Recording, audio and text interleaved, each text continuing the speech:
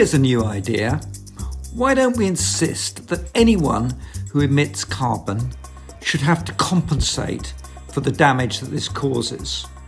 And because we're always worried that the compensation might not actually be made, or that vested interests might bias downwards the estimation of the damage, why don't we insist that there's a net gain as opposed to just bold compensation? Why don't we insist on net carbon gain as a core principle in the net zero campaign?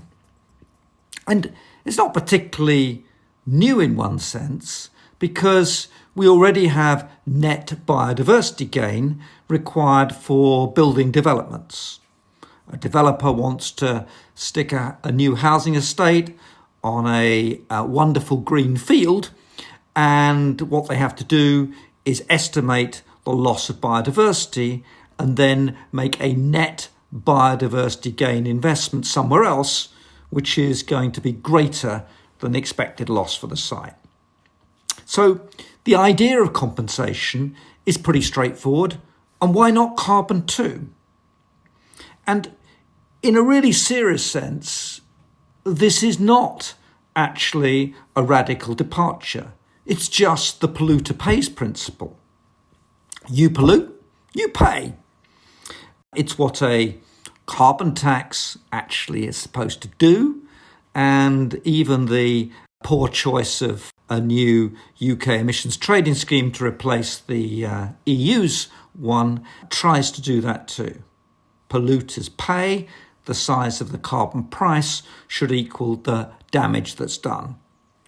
In one sense, a net carbon gain rule is simply a carbon tax which is slightly higher than the damage expected and applied to everything.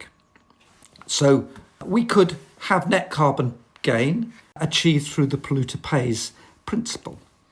But hang on a minute, we're a long way from a universal carbon price across the economy, and one also applied to imports. And there are whole sectors where carbon pricing is actually perverse, of which agriculture is the most obvious. We subsidise highly polluting activities in agriculture, and we even subsidise red diesel in the farmers' tractors. So if we applied this principle, perhaps it would be quite radical, and that might be a good thing. The government, for example, doesn't want to overrule a new coal mine in Cumbria. Extraordinary though that notion is in the context of all the rhetoric about COP26 and taking climate change seriously. So what if we said to that new coal mine in Cumbria, you know what, you've got to take the carbon back? Or, in other words, you've got to find a compensation for that carbon elsewhere which offsets the damage that you're doing. That would change the economics quite substantially. We could apply that to the red diesel in the tractors too. Indeed, we could apply that to the emissions that come out of your car, the emissions that come from your gas or oil central heating, and so on.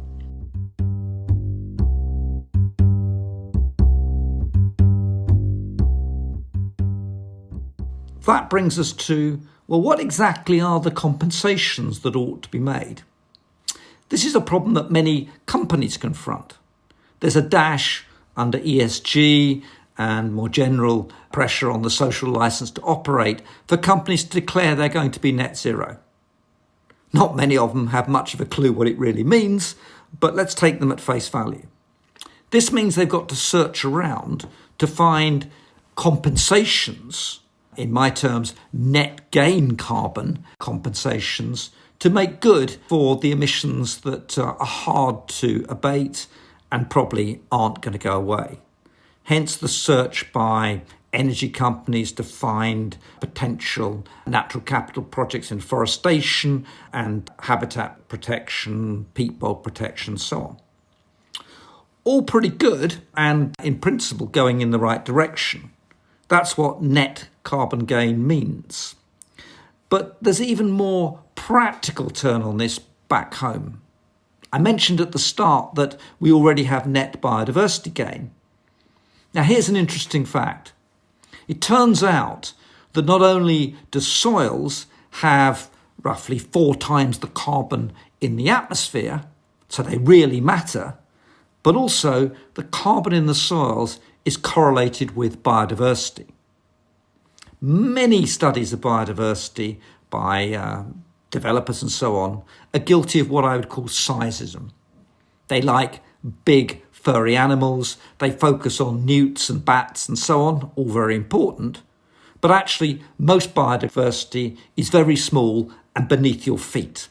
And that biodiversity matters.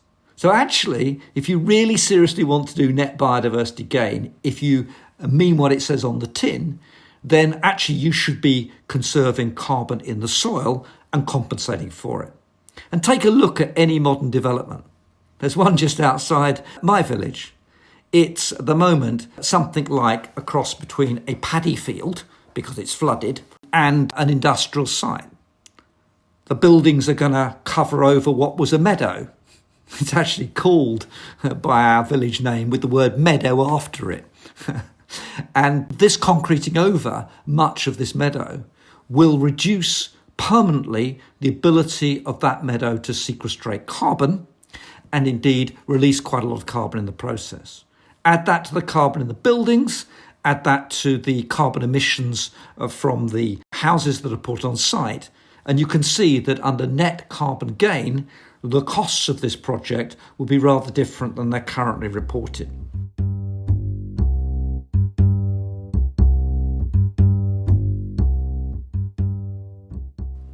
So if we're really serious about net zero, if we really want to have an efficient economy when all the costs, including the costs of pollution, are internalised in that economy, then net carbon gain is a pretty good principle. Let's use it, but let's not delude ourselves. We are ultimately, you and me, the polluters, because we consume all this stuff. We live in these houses, we drive the cars and so on. And therefore, what net carbon gain means is what we need to do to get to net zero, and it means the prices of many of the polluting things we consume will have to go up. No free lunch here. Confront the reality. Polluters should pay, and that's going to cost you and me. And let's have net carbon gain as a new principle to use in our armoury of policy tools to get on with getting to net zero. Thank you.